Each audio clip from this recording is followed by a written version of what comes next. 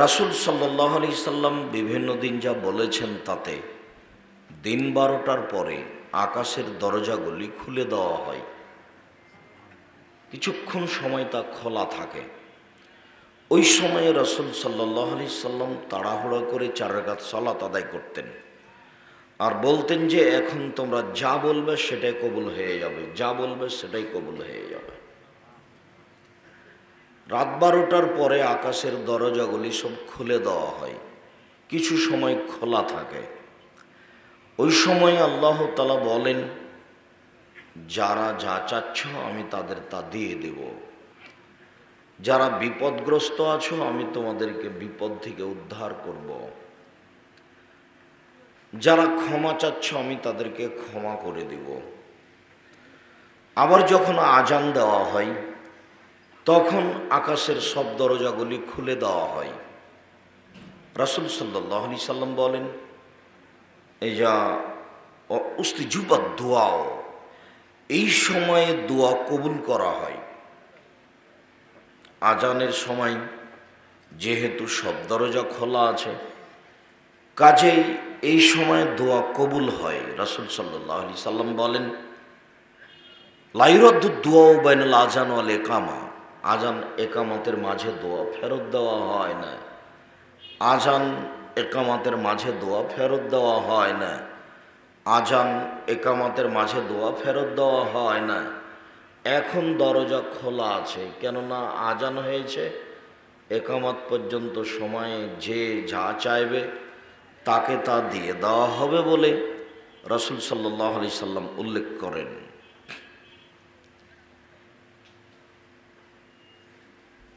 এবার আসলো রমজান মাস। রাসূল সাল্লাল্লাহু আলাইহি সাল্লাম যা বলেন তাতে রমজান মাসের প্রথম রাত্রি থেকে নিয়ে রমজান মাসের প্রথম রাত কিন্তু আগে চালু হয়, যার কারণে আপনারা ওই তারাবির সালাত আগে পড়েন। মানে এখনো তো সিয়াম চালুই হয়নি, তো তারাবি কেন? মানে সূর্য ডুবার সাথে সাথেই দিন শুরু হয় আরবি নিয়মে, আর ইংরেজি নিয়মে রাত 12টার পরে। তো সূর্য ডুবার পরপরই রমজান চালু হয়ে গেছে। এই ছেলে বারান্দা দিয়ে হাঁটে চলে আসছে, তোমরা ওকে দেখো না, কথা বলে কি করে? আর এই ছেলে, তোমাদের কোনো কাজ আছে? সরো এখান থেকে। একজন থাকো, গল্প যাও, মোবাইলে কি দেখছো? যাও এখান থেকে, এই সরো এখান থেকে, দুজন বেকুব কোথাকার। যাও, এক মাতাব্বরকে সরাও। এই মোবাইল তোমার কাছে কি হচ্ছে? মোবাইল বন্ধ করো বেটা, শয়তানি করেন, হিসাব পাও না।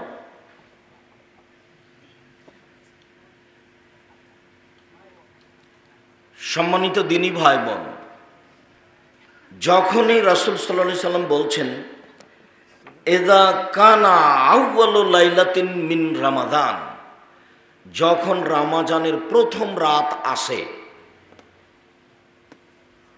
ইউনাদি মুনাদিন, আকাশ থেকে চিৎকার করে বলে, ইয়া বাগিয়াল খায়রে আকবিল, হে কল্যাণকামী তোমরা আগিয়ে আসো।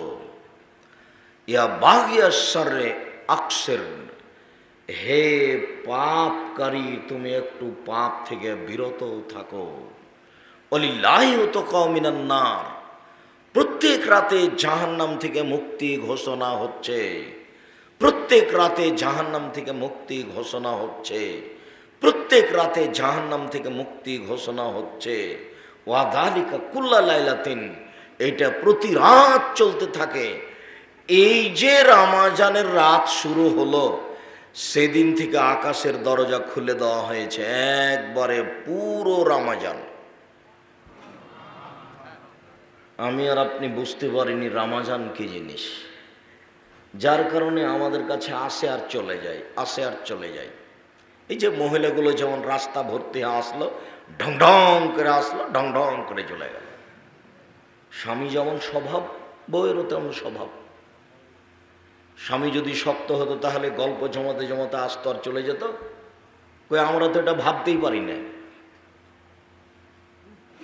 এটা আমরা স্বপ্নও ভাবতে পারি না যে বউ রাস্তায় গল্প করতে করতে আসবে, আবার গল্প করতে করতে চলে যাবে। দেখেন এখন আপনার মেয়ে রাস্তায় বসে আছে, এর উপরে ভ্যানের উপরে বড় মোবাইল হাতে আছে, এখন এই মুহূর্তটা আপনার মেয়ে। আপনি মনে করছেন এটা হিন্দুর মেয়ে? বাপ যেমন বেটি তেমন, বাপেরও স্বভাব যেমন খারাপ, বেটিরও স্বভাব তেমন খারাপ। কেন বাপ চোখে দেখতে পায় না? জন্ম দিতে পারলে বাপ হওয়া যায়? 30 বছর থেকে বলছি আপনাকে, কে বলেছে আপনি বাপ?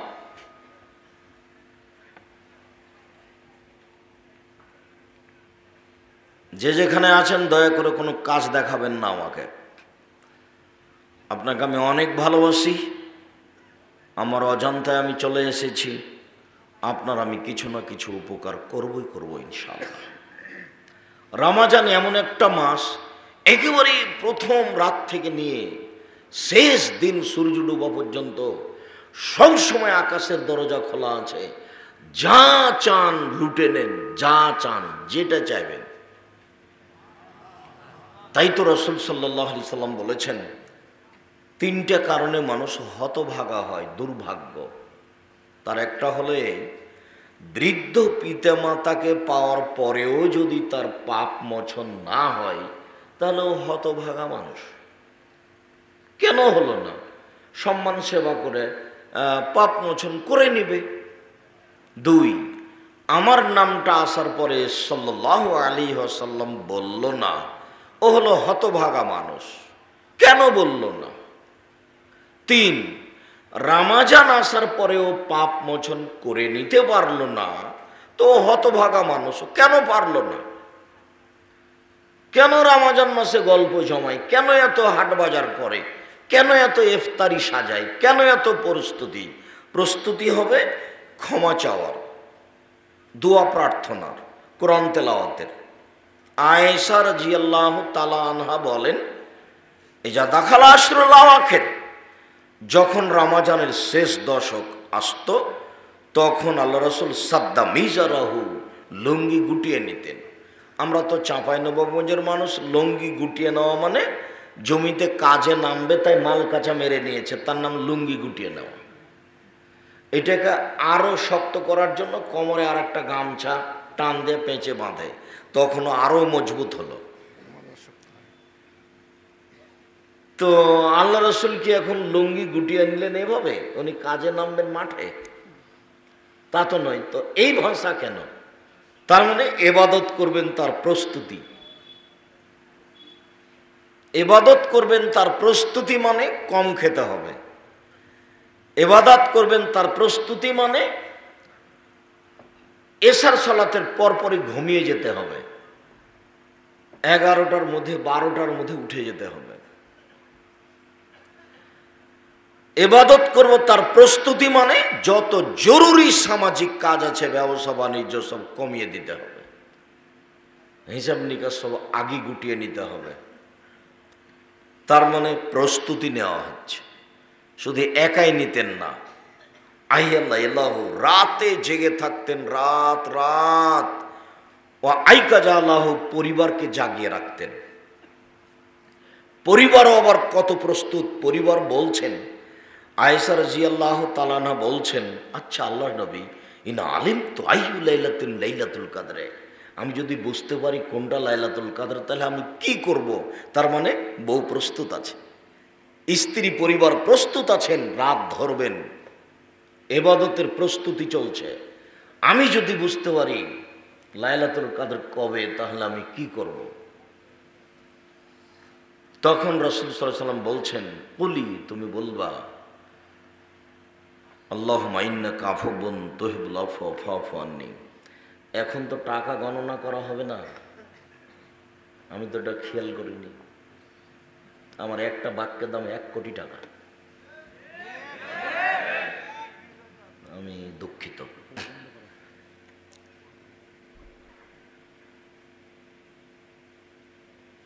রাসূল সাল্লাল্লাহু আলাইহি সাল্লাম বললেন, তুমি বলো। 3টা বাক্য বলে দিলেন, বলো ইন্নাকা আফুবুন। বলার সাজ গতি কেমন দেখেন না? কোনো জিনিস চাইলে হোমসি খেলি চাওয়া যায় না, দেন 10 টাকা দেন, এভাবে বলা যায় না। আগে বলতে হবে আপনি তো খুব বড় মানুষ, ধনী মানুষ, মানুষকে দেন, আপনার দয়া মহব্বত অনেক বেশি। তা আল্লাহকেও কিছু বলা লাগে, ও প্রশংসা প্রিয় সত্তা, ওই প্রশংসা না করলে উনি খুশি হন না। তো এখন আল্লাহ নবী বলছেন, ঠিক আছে তুমি বলো, কি বলবে? আল্লাহুম্মা ইন্নাকা আফুবুন, আল্লাহ নিশ্চয়ই তুমি ক্ষমাশীল। এটা প্রথম বাক্য। হ্যাঁ, ক্ষমা তো তুমি তো ক্ষমাশীল। তুহিব্বুল আফওয়া, তুমি তো ক্ষমাকে ভালোবাসো। এখনো কিন্তু নিজেরটা হয়নি। হ্যাঁ, আল্লাহ নিশ্চয়ই তুমি ক্ষমাশীল, তুমি তো ক্ষমাকে ভালোবাসো। যেহেতু তুমি ক্ষমাশীল, যেহেতু তুমি ক্ষমাকে ভালোবাসো, তো ফাফওয়ান, তাহলে আমাকে ক্ষমা করে দাও। যদি দুইটা তোমার হয়তো একটা আমার, শেষ বাক্য আমার, প্রথম দুই বাক্য তোমার। প্রথম বাক্য তুমি ক্ষমাশীল, এটা তোমার। দ্বিতীয় বাক্য তুমি ক্ষমাকে ভালোবাসো, এটাও তোমার। এবার আমার ফাফওয়ান, আমাকে ক্ষমা করে দাও, যেমন সত্তা তেমন কাজ করে দাও। হ্যাঁ এসা, এইটা বলবা তুমি, ঠিক ঠিক আছে, আমি এইটা বলবো। আপনি কখন বলেন? আপনার দিন কিভাবে কাটে? বইয়ের যেভাবে কাটে। আপনাকে আমি কষ্ট দিতে আসিনি, আপনাকে দেখলাম আমাকে ভারী লাগে। যে ওই যে এর ভ্যানের উপরে বসে মোটা মোবাইল চালাচ্ছে, 3টা মেয়ে আছে, ওই কি হিন্দুর মেয়ে আপনি মনে করেন? না, হিন্দুর মেয়ে আসেনি। যদি আমি আশা কামনা করি, যদি আমি কোনো এলাকায় চলে আসি, আজকে আপনাদের নাই জানানো হয়নি, তো চলে আসলে আমি আপনাদের দিনী ভাই বোন আত্মীয় স্বজন খালা ফুফু অন্তত 10 কিলোমিটার আশেপাশে যা আছে সবার আশা কামনা করি, হিন্দুরও আশা কামনা করি। আমি তার সামাজিক কিছু না কিছু উপকার করবো ইনশাআল্লাহ। সম্মানিত দিনী ভাই বোন, বলছিলাম যে রাসূল সাল্লাল্লাহু আলাইহি সাল্লাম এটা বলে দিলেন তার পরিবারকে, তার পরিবার প্রস্তুত। তাহলে আপনি আপনার পরিবারকে কি বললেন? পৃথিবীর সবচেয়ে দামি মহিলা কিন্তু ইনি আয়েশা রাদিয়াল্লাহু তাআলা আনহা। তাকে তিনি বলে দিচ্ছেন আপনি কি বললেন আপনার স্ত্রীকে, আপনার মেয়েকে। এইখানে দুটা কথা, আপনার স্ত্রীকে আর আপনাকে একটা বলে নিয়ে আমরা আবার এখানে ফিরে আসছি, যেটা সাধারণত বলে থাকি। আপনার মনে আছে, তবু আপনাকে আমি আপনার অবগতির জন্য জানাচ্ছি। 3 শ্রেণীর মানুষ জান্নাতে যাবে না, তার মধ্যে আপনিও আছেন, আপনার স্ত্রী, আপনার মেয়েও আছে। সবাইকে এই নোংরা চরিত্র থেকে ফিরে আসতে হবে, আল্লাহর কাছে ক্ষমা চাইতে হবে। 3 শ্রেণীর মানুষ জান্নাতে যাবে না। 1, মধুমেনুল খামর, যারা নিয়মিত বিড়ি তামাক জর্দা সিগারেট গুল নেশাদার দ্রব্য খায় পান করে, তারা জান্নাতে যাবে না। আজ থেকে নলডাঙ্গা শাখারিপাড়া এলাকায় আর কোথাও কোনোদিন বিড়ি তামাক জর্দা সিগারেট গুল বিক্রি হবে না। আর যদি হয়ে যায়, তাহলে আপনি নিজেকে মনে করবেন আমি এখন গরু ছাগল পশু প্রাণী, কুকুর সিরিয়াল। কুকুর সিরিয়াল কথা বোঝে না, তা আমিও বুঝিনি। কুকুর সিরিয়াল কথা বুঝে না, তো আমিও বুঝিনি। এটা তো আমাকে নিষেধ করা হয়েছে। সেদিন তো গেছিলাম শাখারিপাড়া, এটা কি মাঠ? মাদ্রাসা মাঠে গেছিলাম। তো উনি তো খুব শক্তভাবে বললেন। তারপরে তো দেখছি, এই ছেলে তোমাকে বলে দিচ্ছি, তুমি যদি, মুরব্বী আপনাকে বলছি, যে আপনি যদি আজকের পরে সিগারেট লাগিয়ে দেন, দিয়ে মুখে টান দিয়েছেন, তারপরে সিগারেটটা ফেলে দিয়ে বলবেন ছি ছি ছি ছি ইন্না লিল্লাহি ওয়া ইন্না ইলাইহি, এই সিগারেট তো তোর মুখে পেশাব করে দেবো, এমন জায়গাতে ফেলবেন ওই সিগারেটে পেশাব করে দিয়ে উঠবেন। উঠে শয়তানকে বলবেন এই তোকে ঠকিয়ে দিস, এই তোকে ঠকিয়ে দিস, শয়তান তোকে ঠকিয়ে দিয়েছি, এই কথা বলবেন আপনি। শয়তান কিন্তু আপনাকে জাহান্নামে নিয়ে যাবে। এই জন্য আল্লাহর সাথে একটা জোরালো ওয়াদা করে নিয়েছে। ওয়াদাটার ঢংটা দেখবেন, সেদিনও বলেছিলাম, মনে আছে কিনা, ওয়াদাটার ঢংটা দেখেন। যখন আল্লাহ বলে না ঈশ্বর, তোকে যে বললাম যে আদমকে সিজদা কর, তা আদমকে তো সিজদা করলি না, সরে যা। রাজিম মানে বিতাড়িত, সর এখান থেকে, আমার দয়ার রহমত থেকে সরে যা। তখন ও বলছে যে ওয়াইজ্জাতিকা ওয়া জালালিকা ওয়া ইরতিফায়ে মাকানিকা, তোমার সম্মানের কসম, তোমার ইজ্জতের কসম, তোমার মর্যাদার কসম, লাউবিয়ানাল ইনসান, আমি আদমের ছেলে মেয়েকে পথ ভ্রষ্ট করেই ছাড়ব। তোমার সম্মানের কসম করে বলছি, তোমার ইজ্জতের কসম করে বলছি, আমি একাই জাহান্নামে যাব না, আদমের ছেলে মেয়েকে নিয়েই জাহান্নামে যাব। আপনার সামনে আমি ঘোষণা দিলাম। তখন আল্লাহ বলছেন, এই শোন, ওয়া ইজ্জতি ওয়া জালালি ওয়া ইরতিফায়ে মাকানি, আমার ইজ্জতের কসম, আমার সম্মানের কসম, আমার মর্যাদার কসম, লাগ ফেরান না, আদমের ছেলে মেয়ে যতবার ক্ষমা চাইবে ততবার আমি ক্ষমা করে দেব। তো কই আল্লাহ তো বললেন না এই কথা, ঠিক আছে তুই কেমনে জাহান্নামে নিয়ে যাস, তা আমি দেখে ছেড়ে দেবো, এই কথা তো বললেন না। বললেন যে আমি ক্ষমা করে দিব। তাহলে বোঝা যাচ্ছে যে চাওয়া লাগবে ক্ষমা, তাহলে দিবেন। বুঝাতে পারলাম না। যদি ওই সময় আল্লাহ বললেন আচ্ছা ঠিক আছে তুই শর্ত, আমি ওকে জান্নাতে দিয়ে দিব, তাহলে এটা হতো। কিন্তু এখন বলছেন যে ঠিক আছে, আমি আমার মান সম্মানের কসম করে বলছি, আদমের ছেলে মেয়ে যতবার ক্ষমা চাইবে আমি তাকে ততবার কি করে দেবো? ক্ষমা করে দেবো। তাহলে তো চাওয়া কাজটা আগে হয়ে গেল। এখানে তো দুইটা হয়ে গেছে, ওখানে তো একাই ও জাহান্নামে নিয়ে যাবে, আর এখানে তো এক বাক্য হলো চাওয়া, পরের বাক্য হলো ক্ষমা। তাই তো আনাস রাদিয়াল্লাহু তাআলা আনহু বলেন, রাসূল সাল্লাল্লাহু আলাইহি সাল্লাম বলেছেন, আল্লাহ তাআলা বলেন হাদিসে কুদসি, ইবনে আদম মা দাওতানি ওয়া রাজাউতানি, আদমের ছেলে মেয়ে শোনো, আল্লাহ বলছেন হাদিসে কুদসি, আল্লাহ তাআলা বলছেন, আদমের ছেলে মেয়ে শোনো, তুমি যেভাবে ডাকো আমি সেভাবে থাকি, তুমি যেভাবে আশা পোষণ করো আমি সেভাবে পূর্ণ করে থাকি।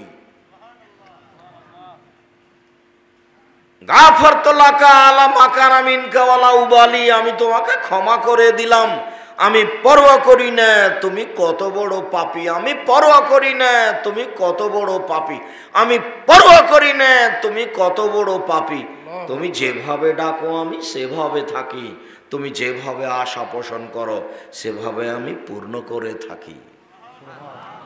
আবার বলছেন, ইবনা আদম লাউ বালাগাত যুনুবুকা আনানাস সামায়ে, আদমের ছেলে মেয়ে শোনো, তোমার পাপ বেশি হতে হতে যদি আকাশে লেগে যায়, পাপ আর পাপ, আকাশ জমিন পরিপূর্ণ হয়ে আছে, ফাস্তাগফিরতানি, তুমি যদি আমার কাছে ক্ষমা চাও, গাফারতু লাকা, আমি তোমাকে ক্ষমা করে দেবো, বলো উবালি, আমি পরোয়া করি না তুমি কত বড় পাপী, আমি পরোয়া করি না তুমি কত বড় পাপী, আমি পরোয়া করি না তুমি কত বড় পাপী, তুমি যেভাবে ডাকো আমি সেভাবে থাকি, তুমি যেভাবে আশা পোষণ করো আমি সেভাবে পূর্ণ করে থাকি, আমি পরোয়া করি না তুমি কত বড় পাপী।